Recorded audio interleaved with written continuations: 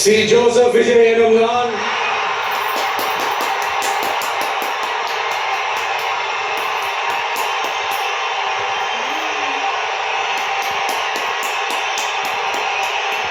சட்டப்படி அமைக்கப்பெற்ற இந்திய அரசியல் அமைப்பின்பால் உண்மையான நம்பிக்கையும் மாறா பற்றும் கொண்டிருப்பேன் என்றும் இந்திய நாட்டின் ஒப்பில்லாத முழு முதல் ஆட்சியையும் ஒருமையையும் நிலை நிறுத்துவேன் என்றும் தமிழ்நாட்டு அரசின் முதலமைச்சராக உண்மையாகவும் முழச்சான்றின்படியும்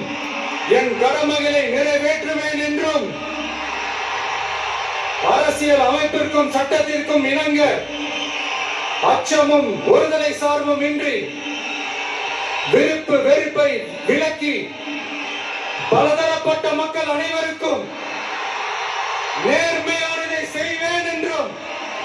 ஆண்டவன் மீது ஆணையிட்டு உறுதிமொழிகிறேன்.